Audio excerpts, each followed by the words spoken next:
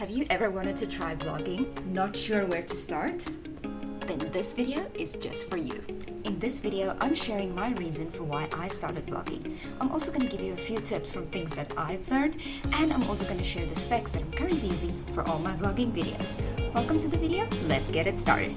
According to YouTube, I have already had a channel since 2013. Don't know how that happened, but I only recently started making vlogs. I think around 2024, I think was when I started my YouTube channel and officially started making vlogs on a regular basis. So, why did I start? Well, I had to start making social media posts for my work, and I had to make stories, posts, videos. So I literally asked a friend, I said, hey, so which video editing app are you using? Because there are so many to choose from. He showed me what he was using, I downloaded it, and I started using the free version at first. And let me tell you, it's very user-friendly. I'll share a bit later which app I'm using, although I think you could possibly guess based on the inserts that I'm gonna have in this video. So now that you know why I started, let me share some tips and tricks with you so that you can start your vlogging journey too. First tip, pick a category. What's your video going to be about? So if you're not sure where to start, I'll insert a little list of things that you can choose from. And there are so many to choose from. If you don't have a lot of inspiration on where to start, you can always ask AI just to give you a few ideas so that you can get started. Tip number 2, remember to take your videos horizontally and not vertically. This happened in my very first vlog. It was such a reality check for me to see, obviously your orientation needs to be horizontally and not vertically, but it's something that I had to learn, trial and error. I can tell you the video after that turned out much better because I learned from my mistake. So remember, H is good, V is a no-go. Unless you're making shorts, of course. Next up is sound. Sound is very important for your videos because people are not just visually looking at it, they are actually listening to it as well. I had a very sweet YouTuber comment on one of my videos to say that the sound was way too loud, and when I looked back at it, I realized they were right.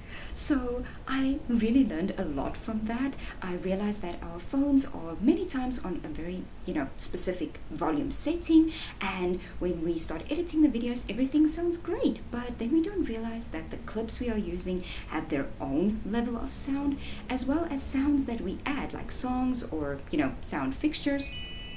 So make sure that you pay attention to that. The app that I'm currently using has a straightforward volume setting, so that really helps. It's easy to navigate and easy to use. I'm also making use of the fade in and fade out option to sound smoothly into the next scene without any harsh or sudden drops in sound, unless of course that is intended.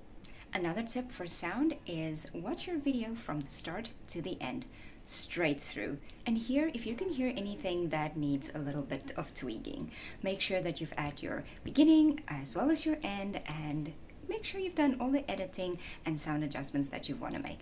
Then watch it from the start to the end, straight through, and see if there's anything that needs editing. Let me also give you an example of how the sound can be adjusted on the video editing app that I use. So this particular part, I did not change the sound at all, so this is what it sounds like. And then I adjusted it, and now it sounds like this. So you can see it's much better if I've played around with it a bit, particularly if I need to speak. But like I said, with other sounds, maybe you'll have to adjust the volume to make it a little bit softer. Next up are captions. You don't have to use captions. Some people do, some people don't. What I've learned is captions really help, especially in aesthetic vlogs. I recently learned from ChatGPT that I maybe need to add some captions in my aesthetic vlogs where there's only sounds and no music and no talking.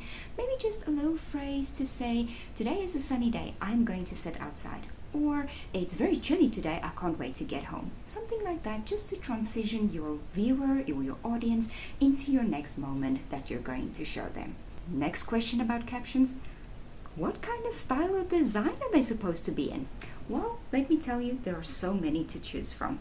I've watched a lot of vlogs to see what works and what doesn't work. I even saw in my own vlogs, sometimes I've put them too low on the screen, sometimes they were too small, sometimes the color wasn't right. let me tell you from my experience, these 3 work really well, so you can also give them a try. Last but not least, your beginning and your end. Many of my vlogs didn't really have a particular style when it started or when it ended, but I changed that recently. I have a very specific song that I use to start all my vlogs, and it looks like this.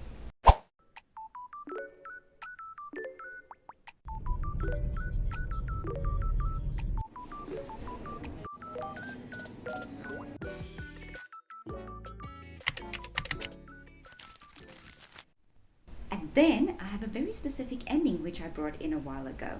Usually I would just say thanks so much for watching, but I designed this particular one on Canva, and this is what it looks like when my vlogs end. And now for the specs. I'm gonna be very honest with you. Currently, I'm only using my phone to do all my vlogging. I do not have a separate vlogging camera, although I am window shopping for one. We'll see, but currently my phone is working great. I'll also share the specs of my phone here or here, and I'll also add it in the description box. Am I using any other tools? Yes, I am. Currently, my phone is mounted on a tripod and a mini coffee table. I'm shopping for a longer tripod so that I can shoot different angles and don't have to use this setup every time I want to vlog.